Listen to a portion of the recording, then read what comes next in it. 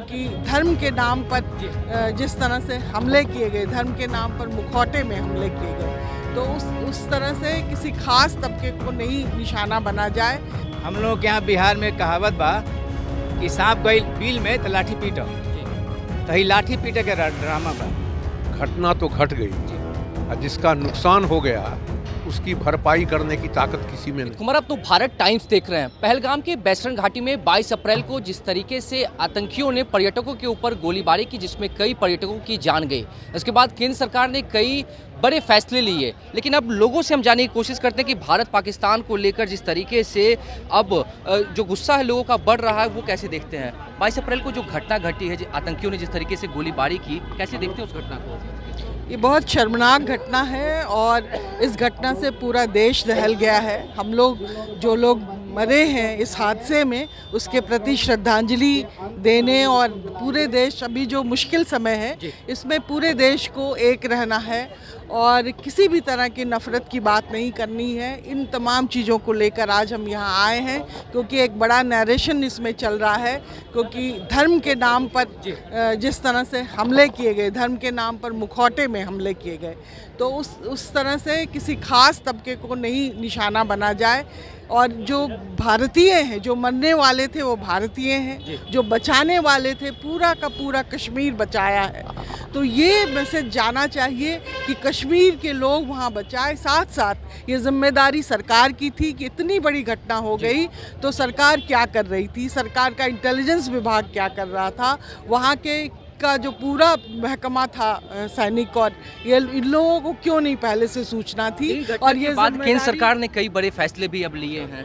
बिल्कुल ये फैसले लेने थे और सारी विपक्ष पार्टियों ने मिलकर ली, लेकिन शर्मनाक ये है कि इस पूरी घटना की कोई जानकारी मोदी सरकार को नहीं थी, जबकि 19 तारीख को वो दौरा करने वाले थे। उनसे ये सवाल पूछा जाना चाहिए कि उन्होंने उस दौरा को क्यों रद्द किया, और अगर रद्द किया तो पहलगाम जहाँ ये घटना हुई वहाँ की सुरक्षा व्यवस्था क्या थी। तो ये तमाम सवाल को लेकर आज हम नागरिकों की तरफ से आए इकट्ठे हुए। भारत पाकिस्तान के बीच में अब जो तनाव बढ़ रहा है, उसे कैसे देखते हैं? वो ढकोसलेबाजी को मैं तनाव नहीं कहता। 1.5 घंटे तक वहाँ कोई सिपाही नहीं था, कोई सेना नहीं थी, न कोई फर्स्ट एड का व्यवस्था था। ये आपको भी मालूम होगा। जब आप सवाल कर रहे हैं तो पहले सवाल का जवाब भी ढूंढ लीजिए, उसके बाद सवाल कीजिए। 1.5 घंटे तक आपका कहीं नहीं था, जबकि अति सेंसिटिव इलाका आप उसको मानते हैं। कहाँ भाई, सारी व्यवस्था आपकी आप ही की व्यवस्था में लगी रहती है, सारी सुरक्षा व्यवस्था आप में लगी रहती है। वो जो महिला जो गुजरात की थी समबेन, उन्होंने कहा अगर आधे घंटे पहले भी पुलिस आ जाती, सेना आती, तो मेरा भाई बच सकता था। वो सवाल का जवाब आप नहीं दिए। लेकिन अब जब सरकार ने कई फैसले लिए हैं, सर्वदलीय बैठक की गई है, घटना को अब पूरी तरीके से जांच की जा रही है। प्रधानमंत्री मोदी ने भी कहा है कि जो भी घटना के पीछे साजिश करने वाले हैं, घटना को अंजाम देने वाले हैं, वो कोई बचेंगे नहीं। हाँ, मिट्टी में मिला देंगे, मैंने सुना है। मिट्टी में मिट्टी को मिला देंगे, ये मैंने सुना है। हम लोग के यहाँ बिहार में कहावत बा कि सांप गई बिल में तो लाठी पीटो, तो ही लाठी पीटे के ड्रामा बा। इतनी बड़ी सेना, दुनिया की दूसरी सेना है हमारी, बावजूद उसके कोई आता है और आधे घंटे तक बंदूक चलाता रहता है और हम लोग को खबर नहीं मिलती है। और आप कहते हैं कि वहाँ सब शांति है। शांति को मान करके हम लोग वहाँ गए थे, मालूम हुआ कि वहाँ शांति थी। तो सुरक्षा व्यवस्था का पूरा फेल्यूर है, उसको प्रधानमंत्री जी को लेना चाहिए। धन्यवाद। ये जो पूरी घटना घटी है, अब भारत पाकिस्तान के बीच में जो तनाव बढ़ रहा है, इस पूरे कैसे घटनाक्रम को देखिए पहले तो हम लोगों को बात करना चाहिए कि आतंकवादी घटना है। पहले तो हम लोगों को ये बात करना चाहिए कि आतंकवादी घटना है, क्यों घट रही है। पाकिस्तान का सवाल तो बाद में आता है। हमारी सुरक्षा व्यवस्था क्यों कमज़ोर है कि आतंकवादी हमारे देश में आप प्रवेश कर करके और इस तरह की घटनाओं को अंजाम दे देता है। उसके बाद हम पाकिस्तान के बारे में तो आम एक धारणा है इस देश में कि पाकिस्तान हमको डिस्टर्ब करना चाहता है। इसके बाद भी हमारी सुरक्षा क्यों नहीं मजबूत है। हमारी सरकार है, हमारे पास स्पेशल ब्रांच है, आईबी है, कई इंटेलिजेंस है। आपको क्या लगता है कहीं खामी थी? खामी तो है। अब तो प्रधानमंत्री खुद कह रहे हैं कि सुरक्षा में चूक हुई है। ये हम नहीं कह रहे हैं, प्रधानमंत्री कह रहे हैं। तो क्यों सुरक्षा में चूक बार बार होता है? पुलवामा हो गया, और ये दूसरा पुलवामा की तरह ही है। उसमें सैनिक मारे गए, हमारे देश के रक्षक मारे गए, और इसमें आम नागरिक मारे गए। फर्क कितना ही है। और क्या होगा उसका भी जांच नहीं हो पाया, आज तक जांच रिपोर्ट नहीं आ पाया, और इसका भी जांच होगा कि नहीं होगा, कौन दोषी है, कौन जिम्मेवार है, ये तो वक्त बताएगा। लेकिन प्रधानमंत्री मोदी ने और गृह मंत्री अमित शाह ने जिस तरीके से कहा है कि घटनाक्रम को जो भी अंजाम दिया, जो भी साजिश करता है इसके पीछे हैं, वो कोई भी अब बचने वाले नहीं हैं। देखिए, यह आश्वासन मात्र है। घटना तो घट गई, और जिसका नुकसान हो गया उसकी भरपाई करने की ताकत किसी में नहीं है। जो परिवार उजड़ गए, है ना, और घटना के बाद इस तरह की बातें हर बार की जाती हैं। कुछ जवाबी कार्रवाई भी की जा सकती है, लेकिन आतंकवाद की जड़ जहाँ पर है, उस जड़ में कहीं न कहीं व्यवस्था जुड़ी हुई है ना। पीएम ने मधुबनी की रैली में कहा है कि आतंकवाद की जो जड़ है अब उसको उखाड़ फेंकेंगे।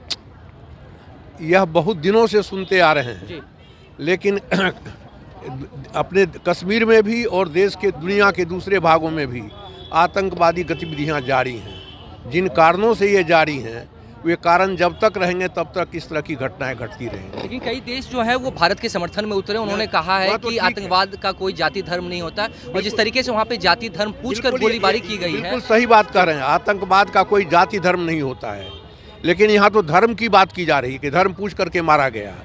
आतंकवादी किसी को पूछ करके मारता है, अगर मारा तो किस तरह का आतंकवादी है, सोचने की बात है ना। इसलिए यह घटना केवल निंदनीय ही नहीं है, प्रश्न खड़ा करता है कि जो लोग आम लोगों की हिफाजत का जिम्मा लिए हुए हैं, उन्होंने क्या हिफाजत सही माने में की, नहीं की, यह कहने में कोई संकोच नहीं है। फिर जो मारे गए हैं उस परिवार को पर्याप्त मुआवजा देकर, और जो घायल हुए हैं उनको भी मुआवजा देकर, जो क्षतिपूर्ति हुई है उसकी की भरपाई की जाए, साथ साथ वह परिवार फिर से खड़ा हो सके, इसके लिए सारी व्यवस्था की जिम्मेवारी भी सरकार को लेनी चाहिए। केंद्र सरकार ने जो कई बड़े फैसले लिए हैं, पाकिस्तानी जो यहाँ पर डिप्लोमेट्स हैं उनको अब जाने के लिए, देश छोड़ने के लिए कहा है, इस तमाम फैसले को कैसे देखते हैं? क्या सरकार ने सही फैसला लिया है? नहीं, हमारी समझ है कि सरकार की सही फैसले नहीं है। एक दूसरी बात यह कहना है कि ये सारी घटनाएं होती हैं, चाहे पुलवामा हो चाहे पहलगाम हो, ये सारी घटनाएं चुनाव के समय होती हैं, और देश में जो नफरत फैलाई जाती है बरसों बरसों से, वो इसका नतीजा है। हमारी समझ यह है कि सरकार तमाम तरह के निर्दोषों की मरने की जिम्मेवारी सरकार और व्यवस्था पर है, जिसने वहाँ सिक्योरिटी को व्यवस्था प्रबंध नहीं किया, और इसलिए ये घटना घटी। अब जहाँ तक कि आप अभी एक वक्ता से पूछ रहे थे कि जाति और धर्म पूछ करके गोली मारी गई है, आप पूछ रहे थे, इसके आंकड़ा तो आपके पास होगा कि कितने हिंदू मारे गए और कितने मुसलमान मारे गए, इसका आंकड़ा बताना चाहिए। एक दूसरी बात बतानी चाहिए कि मुस्लिम ने वो आतंकवादियों के साथ जुझ करके घटना को रोकने का काम किया और अपने को शहादत दिया, इसकी चर्चा नहीं होगी। मीडिया जो है इस तरह से दृश्यों को प्रस्तुत कर रहा है, लगता है कि आज तक हिंदुस्तान में इतनी बड़ी घटना इस तरह की कुछ हुआ ही नहीं है कभी, जबकि हर चुनाव के समय इस तरह की घटना होती है, और वोट लेने के लिए, बहुमत को एकजुट करने के लिए, एकमत करने के लिए ये सब सरकारी व्यवस्था है, और इसके अलावा कुछ नहीं है कि देश की एकजुटता को, देश की नफरत को समाप्त किया जाए, आपस में भाईचारा और गंगा जमनी तहजीब को बरकरार रखा जाए। हम समझते हैं कि हमारा देश उन्नत और विकास करेगा और आतंकवाद से भी मुक्त होगा। देखिए, पहलगाम में जिस तरह को 22 अप्रैल को जो घटना घटी, आतंकवादियों ने जाति धर्म पूछकर जिस तरीके से गोलीबारी की, इसको लेकर अब भारत पाकिस्तान के बीच में जो तनाव बढ़ रहा है, तनाव जैसी स्थिति हो रही है, और इसके साथ ही केंद्र सरकार ने कई महत्वपूर्ण फैसले लिए हैं। अब इसके ऊपर तमाम लोगों से हमने जानने की कोशिश की आखिरकार वो इस चीज़ को कैसे देखते हैं। उन्होंने अपने नज़रियों को रखा, अपनी बातों को रखा है, साथ ही उन्होंने यह भी कहा कि इतनी बड़ी घटना को अंजाम दिया गया, कहीं ना कहीं ये बहुत बड़ी चूक है। और प्रधानमंत्री नरेंद्र मोदी और गृह मंत्री अमित शाह ने जिस तरीके की बात कही है कि आतंकियों को अब जड़ से खत्म करने का समय आ गया है, इसके ऊपर भी लोगों ने अपनी बात को कही। फिलहाल इस खबर में इतना ही। नवभारत टाइम्स के साथ बने रहे पटना से साकिब कुमार।